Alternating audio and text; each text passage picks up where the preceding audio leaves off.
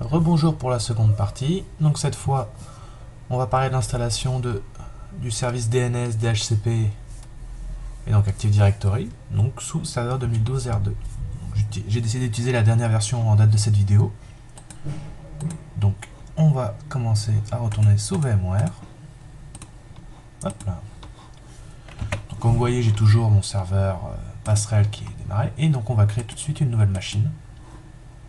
Custom, on reste dans le même principe, je vais mettre 8, voilà. Hop là, plus tard, et cette fois on va passer sur la famille Windows. Bien entendu, même sur la dernière version, il n'y a pas 2012 R2, mais on sous-entend bien sûr que Windows R 2012 encapsule cette édition. Donc là, dans le même principe, SRV, Win pour Windows, et enfin DC pour domaine contrôleur, donc contrôleur de domaine, donc c'est ce qui... Je ne vais pas rentrer dans le détail, dites-vous simplement que c'est ici qu'on aura l'annuaire d'authentification. Donc sous Linux, son équivalent c'est l'OpenLDAP, qui vous permettra d'authentifier vos utilisateurs. Bien entendu, vous ne serez pas obligé de le mettre, vous pourrez simplement vous contenter de mettre le service DNS, DHCP pour votre maquette, votre labo, pardon. Donc type de firmware, on va rester en BIOS. Le processeur, on va se permettre de monter un peu plus, même si ça va pas énormément consommer. Ici, 2 Go de RAM, je vous conseille de les laisser, bien que j'ai déjà fait le test, même sur les maquettes de l'examen, tous les serveurs, bon, c'est du 2008 R2 en même temps, tournent sous 1 Go de RAM, mais là je vous conseille quand même de mettre 2 Go de RAM si vous en avez les moyens, sinon vous mettez 1 Go, 512 au plus bas, méga, hein. Après là vous allez rencontrer des difficultés à 512, mais bon. Et donc là, comme je vous ai dit, cette fois, niveau réseau, vu qu'il n'y a qu'une seule carte, on peut directement choisir Use Host Only Networking. Ça veut dire qu'il va atterrir dans le réseau isolé qu'on avait parlé tout à l'heure, et il dialoguera uniquement avec la seconde carte réseau qu'on a configurée sur notre réseau tout à l'heure, qui était ETH1. Ah, ETH, c'est bon, ETH1. Qui était sur le serveur Linux. Donc, Host Only, pareil, le contrôleur par défaut, le type de disque, voilà. On en crée un nouveau. 60 Go, c'est le minimum, on va le laisser, c'est parfait. On n'aura pas besoin de plus. Ne vous inquiétez pas, il ne va pas occuper 60 Go sur votre PC. C'est une allocation dynamique, il prendra que la place qui lui est nécessaire, mais il ne pourra jamais excéder 60 Go. Donc voilà, suivant, et fini. Donc là, pareil, on prend notre petite machine virtuelle, on la fait glisser dans la labo. Donc là, on va éditer pour lui donner le fichier ISO de 2012 R2. Donc moi, pareil, je l'ai. Vous pouvez télécharger une version d'évaluation sur le site de Microsoft, une version activable pour 180 jours. Voilà, 180 jours. Les étudiants de BTS ont eux aussi des accès disponibles pour une activation 1 an. Donc soit vous prenez la version d'évaluation, soit vous téléchargez la version sur MSDN. Donc, chez nous, en l'occurrence, c'est DreamSpark. Donc, on va démarrer et commencer l'installation. Vous voyez, hop. Démarrage. Hop, hop, hop.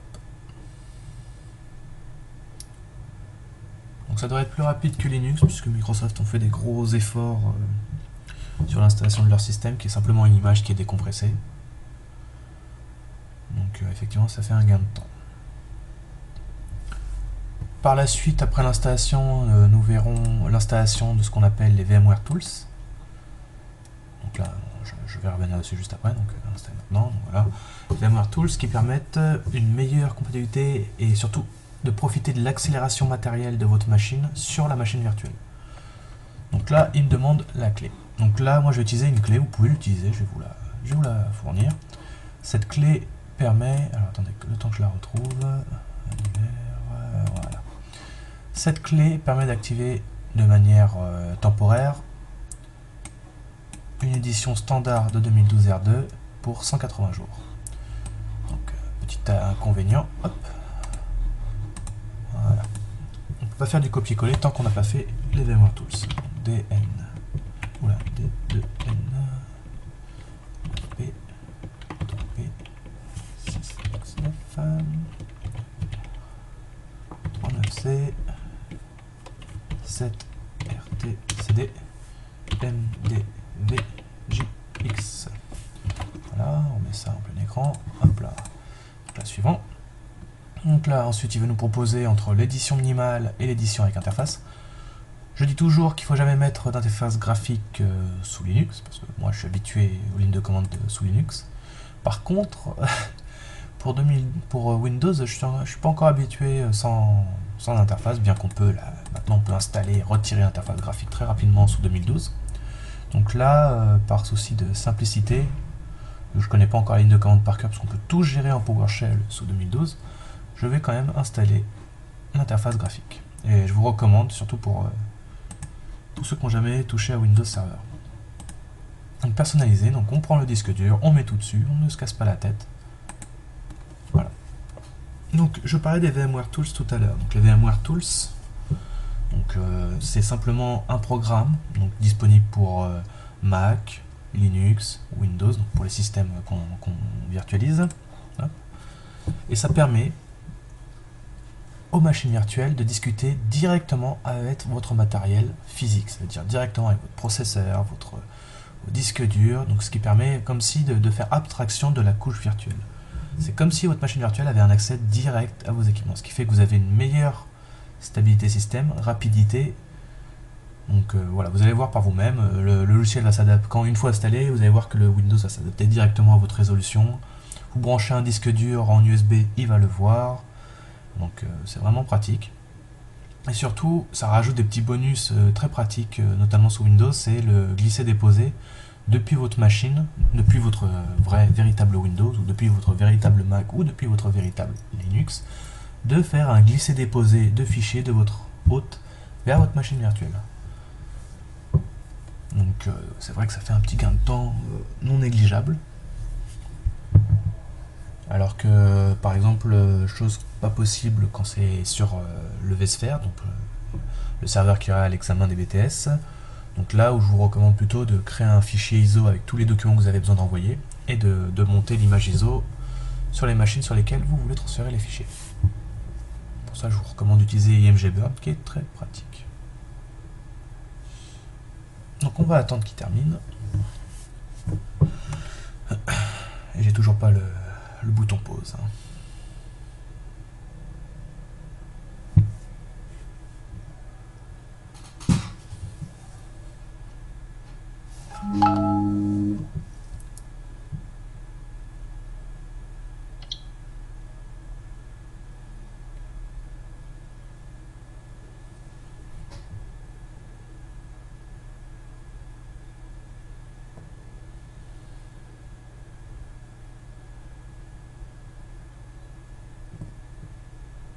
C'est moi qui dis que ça serait rapide.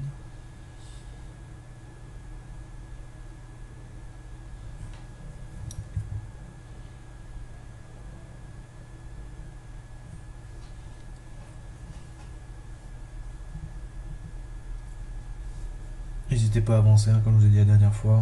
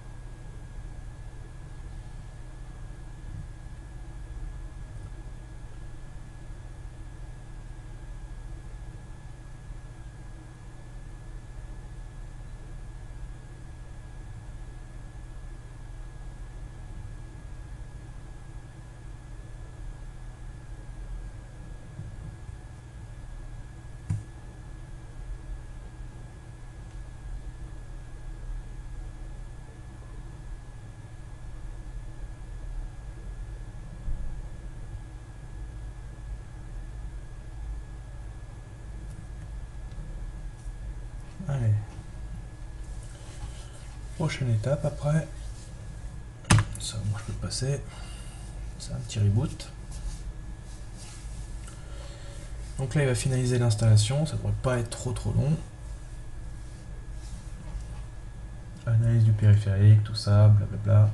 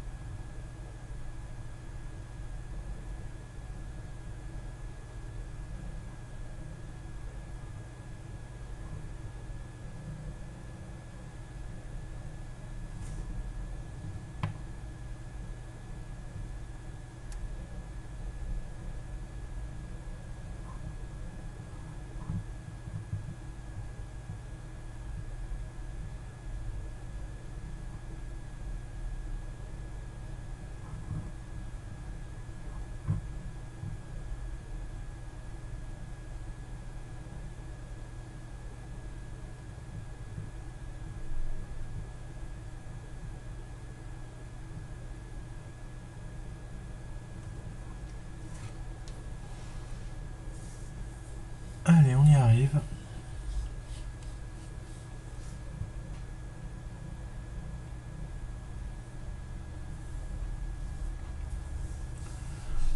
Premier démarrage est toujours aussi long.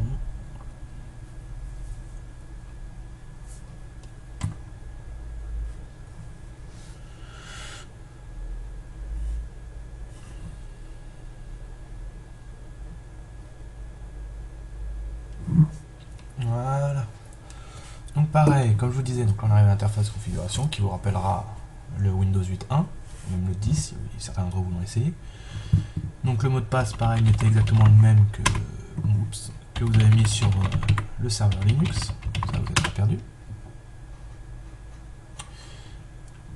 Sauf si serveur 2012 vous embête, mettez au moins un mot de passe avec des chiffres. Donc moi ça me parle bien sûr, mais vous mettez-en un moins.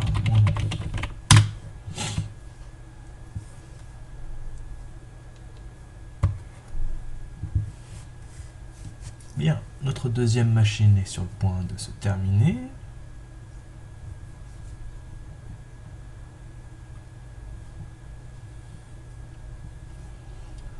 Ah là là.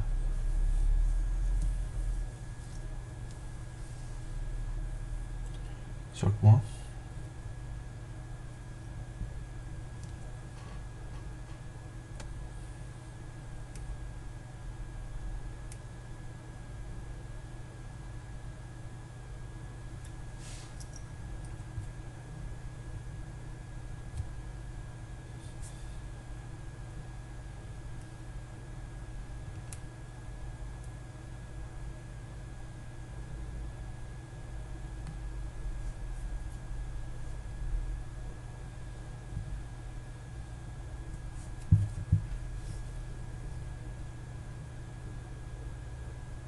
Eh ben, donc nous y voilà.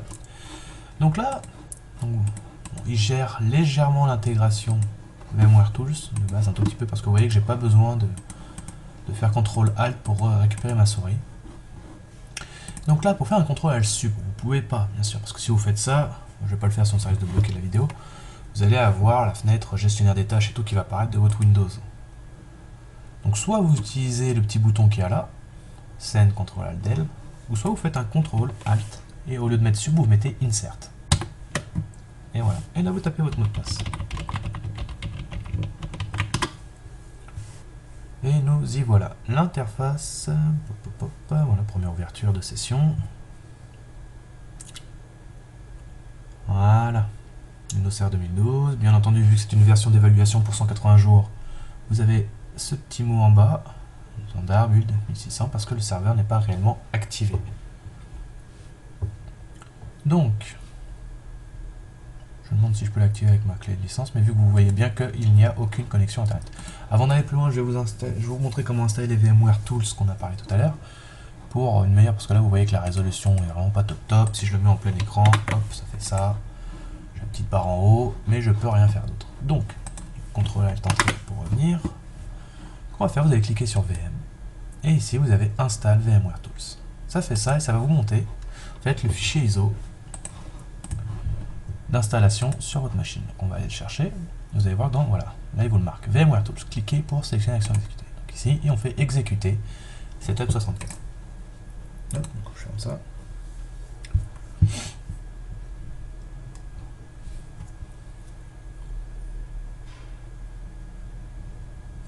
L'avantage, c'est qu'une fois installé, c'est très rapide. Donc, parce que là, on a des petits ralentissements. Suivant, donc complète, ne vous embêtez pas, on veut toute l'accélération. Hop.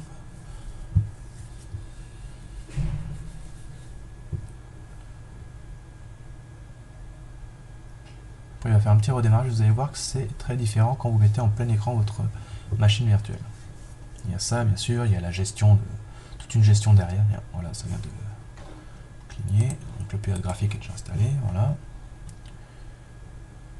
Donc terminé, là on va faire redémarrer.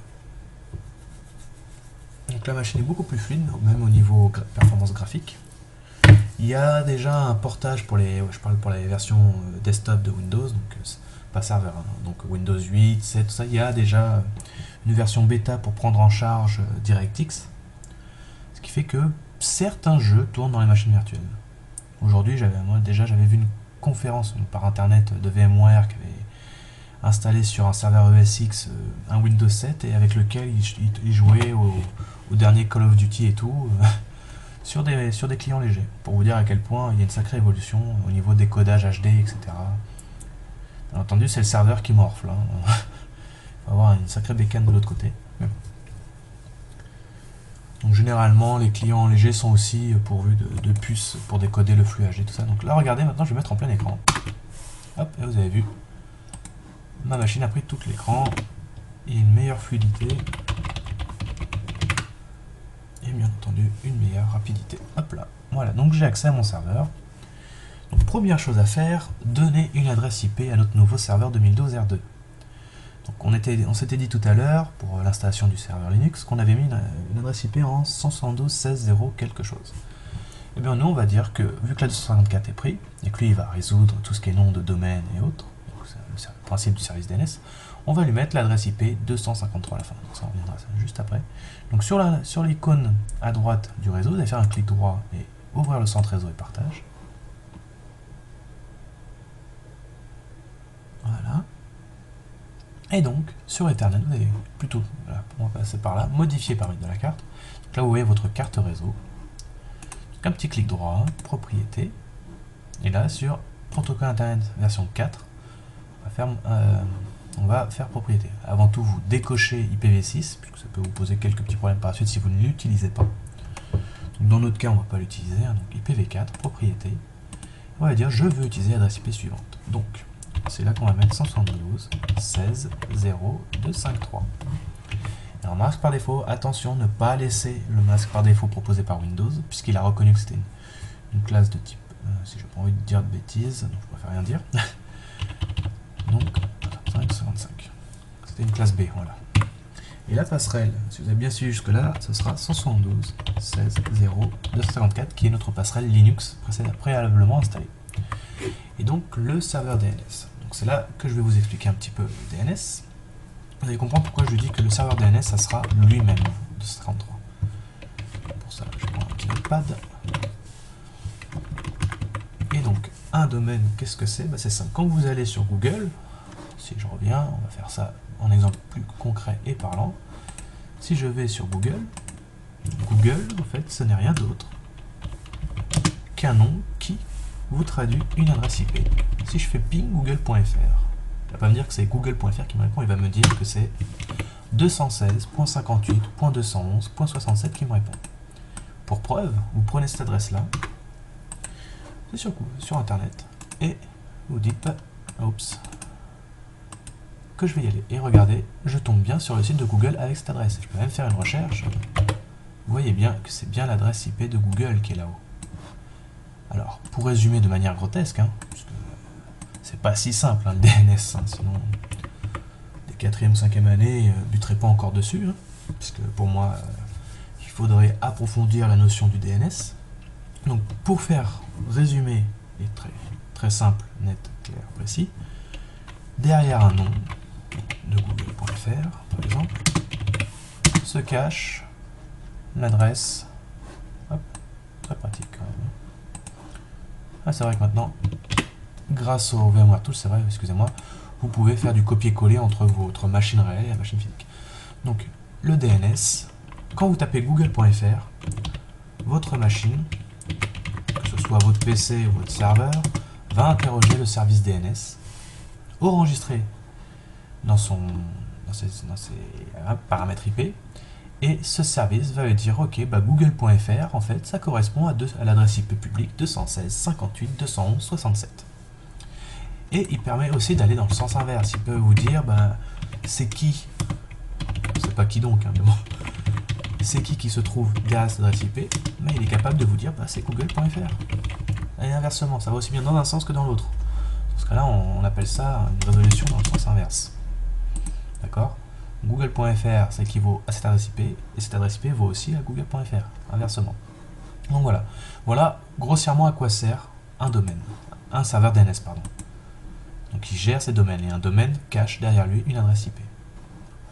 Donc, en gros, on va lui dire, pour résoudre les noms de domaine, c'est lui-même qui va interroger. Chez vous, je vais vous donner l'exemple avec moi, donc là il me dit qu'il y a un réseau, c'est parfait. Chez vous, c'est simple, il suffit de regarder ici, quand vous faites ouvrir centre réseau de partage, si vous êtes sous Windows 8, ou Windows 7 minimum, vous cliquez sur Internet, et vous faites détail. Vous allez voir, allez où ? Voilà. DNS IPv4. Ça veut dire, je vais interroger ce serveur-là, qui est public, donc ça c'est le serveur DNS de SFR, puisque je suis chez SFR, et c'est lui qui va vous résoudre les noms. Donc regardez, si je fais nslookup, qui est une commande Windows, qui permet de résoudre des noms de domaine, je vais prendre le site de l'école, tiens par exemple, nstr.fr, et je vais dire que c'est le serveur 89.2.0.1 qui va me résoudre ce nom-là. Et en faisant ça, on voit tout de suite l'adresse IP du site, enfin du serveur qui héberge notre site. Donc voilà. En gros, sans cette machine-là, vous ne pouvez pas aller sur Internet sans connaître toutes les adresses IP correspondant à google.fr. Donc je pense que vous avez compris l'intérêt des adresses DNS, c'est de se simplifier la vie en retenant des noms, des prénoms et autres, très faciles à retenir plutôt qu'une série de 4 chiffres. Sauf que ça peut être des chiffres assez longs. Donc, ça fait beaucoup.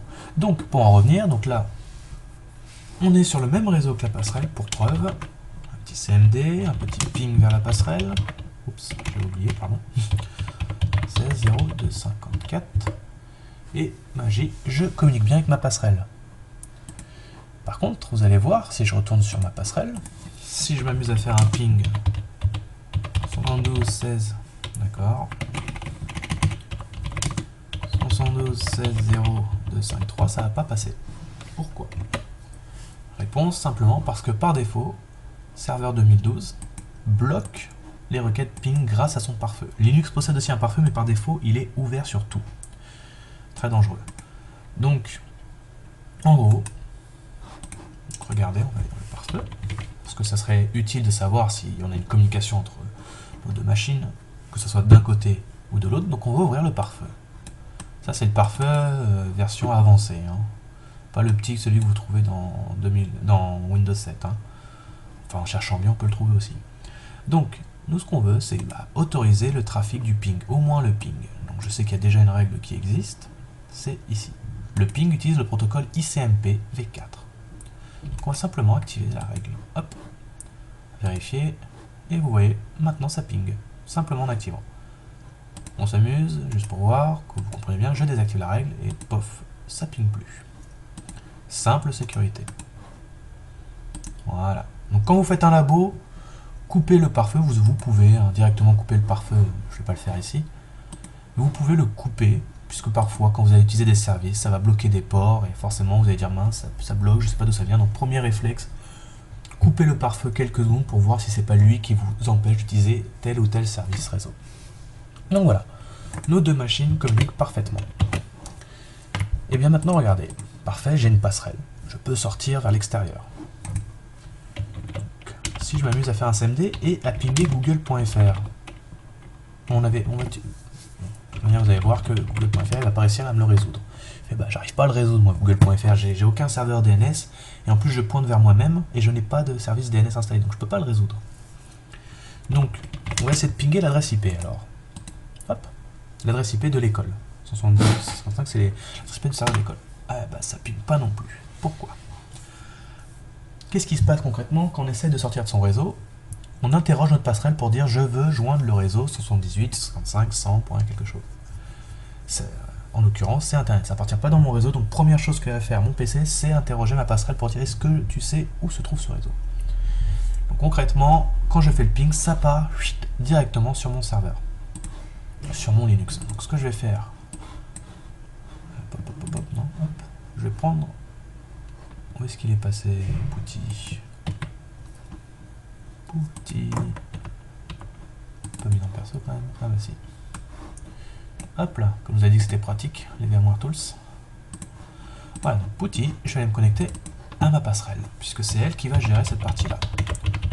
Et pourquoi, donc là on rappelle, oui, pourquoi elle ne passe pas, donc route, n'oubliez pas, le mot de passe, voilà. Pour ceux qui ont un petit écran, pareil, je vais réaugmenter la police. Apparence, change, pop, pop, pop, 16 et en gras. Donc, et ben c'est simple, le routage par défaut, bah oui, il n'est pas activé sur Linux. C'était de ça que je voulais vous parler. Donc ce que je vais faire, je vais laisser une commande qui va tourner en continu, qui va pinguer en continu le site de l'école. Comme ça, vous allez voir qu'au fur et à mesure, on va débloquer l'aspect réseau, l'aspect routage. Comment ça fonctionne? Eh bien, dans Linux, vous avez un petit fichier dans lequel il a une simple valeur 0 ou 1. 0, je fais pas de routage. 1, bah oui, je vais faire du routage automatique. D'accord? Ce petit fichier se trouve à cet endroit-là. Donc on va simplement l'ouvrir. Regardez, Nano, il se trouve dans le dossier proc 6 net pour le réseau, IP V4, et ici vous avez IP forward. Forward qui veut dire rediriger. Donc là on comprend que c'est effectivement pour le routage. Et là vous voyez qu'il y a 0. Ok, bon. Je fais 1. J'active, je fais oui. Voilà. Et bizarrement, ça change rien. Pourquoi? Donc pour faire simple, votre paquet il part bien jusqu'au serveur de Google, pardon, jusqu'au serveur de l'école. Mais pourquoi il ne revient pas? Parce que le paquet il est parti avec l'empreinte de l'adresse IP de notre passerelle, c'est-à-dire 172.16, pardon, celle de notre serveur Windows, c'est-à-dire 172.16.0.253. Ce qui veut dire qu'arrivé chez le serveur de l'école, il dit bah je dois retourner la réponse du ping à une adresse IP qui est en privé et qui se baladait depuis Internet. C'est pas possible. Donc par défaut, qu'est-ce qu'il va faire le serveur de l'école ou le routeur qui reçoit cette réponse-là? Il va dire bah le paquet je le détruis. Il n'a rien à faire sur Internet. Une adresse IP privée sur Internet, ça n'existe pas. Donc il l'a détruit sans demander son reste. Donc comment ça fonctionne? Donc concrètement, ce qu'on va utiliser, c'est le NAT. Donc, sans le vouloir, je vous en avais expliqué tout à l'heure à quoi ça servait. Et bah, on va dire à Linux, et bah, tout ce qui arrive depuis le réseau qui est hébergé, donc le réseau isolé, et bah, je vais le faire passer comme s'il avait mon adresse IP de mon réseau domestique. D'accord? Donc ça veut dire, en fait, quand vous allez faire un ping depuis votre machine Windows, il ne va pas sortir avec son adresse à lui, avec l'adresse réseau de votre réseau domestique. Comme si c'était une machine que vous branchez, comme je vous avais expliqué. Ce qui fait que le paquet, il va sortir avec votre adresse IP publique d'Internet. En gros, votre box va laisser sortir le paquet jusqu'au serveur de l'école. L'école va retourner le paquet jusqu'à votre box internet, donc ici chez moi c'est SFR, qui va retourner elle-même ce paquet-là à l'adresse de passerelle, donc à l'adresse 192.168.111.128, et lui quand il va recevoir le paquet, il fait ah bah tiens c'est le paquet que le serveur Windows avait envoyé, et bah je le lui retourne sur config cette interface là, 112.16.0.54, qui va rediriger vers la 172.16.0.253. Et bah pour ce faire, on va utiliser iptables. iptables n'est rien d'autre que le pare-feu de Linux. Et le pare-feu permet de faire des règles de type NAT, c'est-à-dire, comme je vous ai dit, transformer votre adresse en masquant derrière l'adresse de votre machine, côté domestique. Bien, excusez-moi, j'ai eu un petit bug, donc je reprends. Donc, j'en étais à dire... Donc iptables, qui permet de gérer les règles donc, de filtrage en entrée ou sortie. Donc c'est l'outil utilisé sous Linux.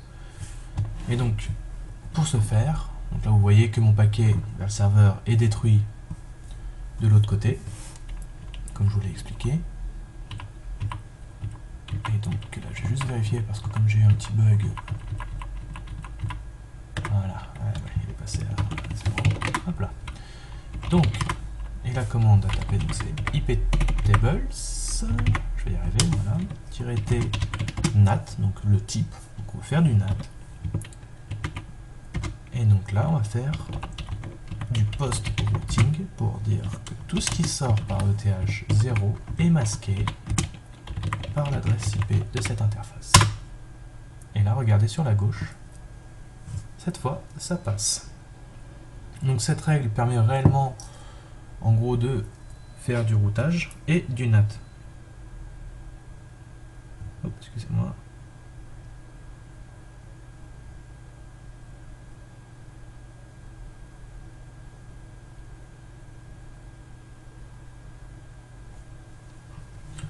Par contre, qu'est-ce qui se passe quand on redémarre le serveur? Bah, ces petites règles, contrairement sous Windows, elles sont effacées. Donc regardez. Et pof, voilà. Plus de ping, plus de connexion avec Internet. Donc, ce qu'on va faire, on va dire à Linux, bah, à chaque démarrage, tu vas me lancer un petit script qui me lance ces deux petites règles, ces deux petites lignes de fichiers, de code. Oh là, je vais y arriver. Donc là, il a dû redémarrer. Donc on fait un petit restart. Voilà. Root, le mot de passe. Et donc parfait. Là où on est, c'est-à-dire dans notre dossier maison de notre utilisateur root, on va faire un petit nano. Et mettons à l'appeler startup. Script.sh. Sh, c'est l'extension, c'est pas une obligation. Hein. Tout est fiché sous Linux et les extensions, ils s'en foutent un peu. Hein. Donc, pour créer un script et pour expliquer à Linux que c'est un script, il suffit de commencer par dièse, point d'exclamation slash, usr, bin. Oula, excusez-moi, je suis un peu fatigué moi. Slash bin slash bash. Pour dire c'est un script. Question par etc, on peut faire ça bien. Et donc là on va marquer un petit commentaire.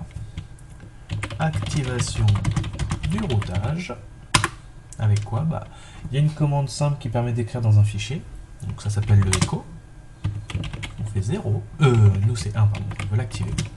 1. Et on envoie ça directement dans le fichier qu'on a vu tout à l'heure qui se trouvait dans proc 6 net ipv4 slash ip forward.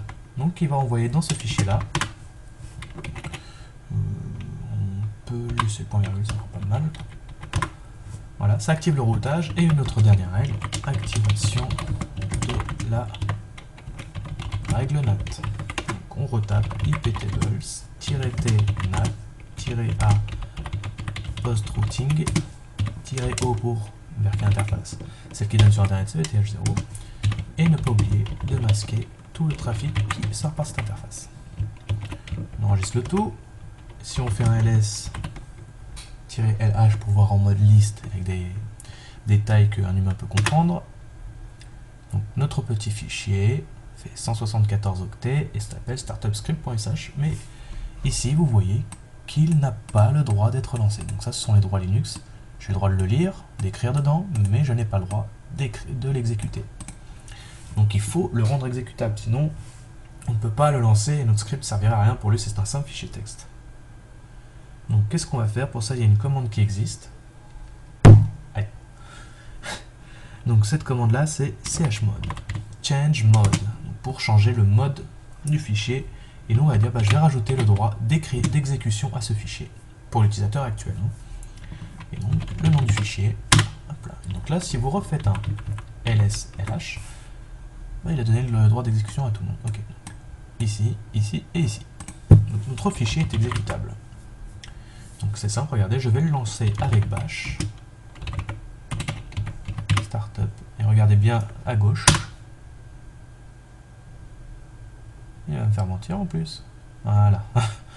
Le script a bien fonctionné. Donc maintenant, ce qui est bien, on a notre script, mais on veut qu'il se lance à chaque démarrage. Donc pour ça, on va faire ce qu'on appelle un lien symbolique. Donc soit vous copiez le fichier de script dans le dossier de démarrage, soit vous faites un lien pour éviter de surcharger votre disque dur. Comme ça, vous apprenez une nouvelle commande. Donc on va aller dans le dossier où tous les scripts de démarrage se trouvent pour la plupart. Donc dans /etc et init.d.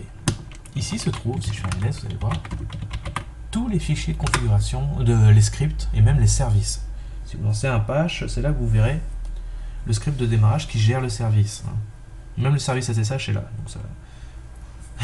Donc c'est là que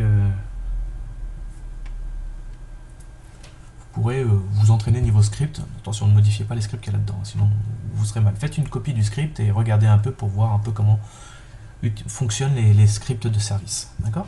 Donc nous, on va créer un lien symbolique. Donc le lien symbolique se crée avec ln, pour faire des raccourcis, et de type symbolique s. Donc là, on lui indique l'endroit où se trouve le fichier. Nous, l'endroit, il se trouve dans le dossier root. Startup script sh, et là, on va l'appeler startup script tout court. Parfait. Si je fais un ls-nh, on regarde bien, et vous le voyez ici, startup script, qui correspond en fait à un raccourci symbolique vers root startup script. Ce qui est parfait. Par contre, il n'est pas encore pris en charge.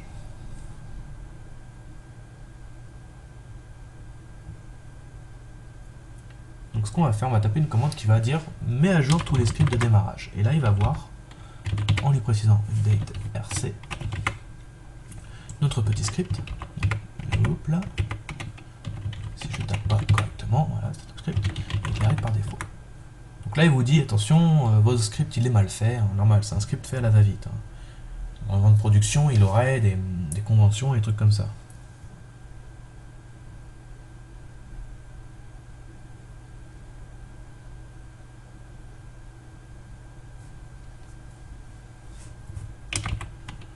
Donc pour ça, rien de plus simple, on va tester. On fait un reboot, et normalement, donc là, sur la gauche, vous allez voir que ça va arrêter de pinguer. Mais le temps que le serveur redémarre, le ping va revenir. Vous allez voir qu'il y a à peine quelques paquets qui vont être perdus. Donc là, un paquet, 2 paquets, 3 paquets, 4 paquets, et voilà, c'est reparti. C'est vraiment rapide. Hein. Donc ça change pas le souci que quand on fait un ping Google, ça fonctionne pas. Voilà. Par contre, si vous utilisez le DNS de Google, ça fonctionne parfaitement. Donc pour l'exemple, je vais simplement, pour s'arrêter cette vidéo-là, aller dans mon centre réseau et partage, modifier les paramètres de la carte, retourner sur propriété, et en DNS secondaire, on va mettre 8, 8, 8, 8, vu qu'on peut le joindre maintenant. C'est-à-dire qu'on peut se servir de lui pour résoudre des noms de domaine. On va faire OK, OK, et OK. Donc, faisons un test. Miracle. Donc, ce qui veut dire que, là je vais juste couper une sécurité, parce que par défaut vous ne pouvez pas vraiment surfer sur internet avec un serveur. Donc il est où sécurité Internet Explorer? Bah dis donc, je vais pas le trouver ou quoi? Voilà, actif, et là vous désactivez. Donc pour que Internet Explorer puisse vous laisser aller sur Internet depuis le serveur. Donc on fait ça, Internet Explorer. Donc là il va nous faire son petit speech, on s'en moque, et là regardez, on a bien accès hop, à Internet. Youhou. Vous voyez que les petits 3D et tout fonctionnent plutôt pas mal. Et j'ai oublié d'aller voter. Donc voilà, pour cette vidéo-là, avec le petit bug, excusez-moi. Donc on se retrouve par la suite pour l'installation du service Active Directory pour la gestion utilisateur et l'installation de la machine sous Windows.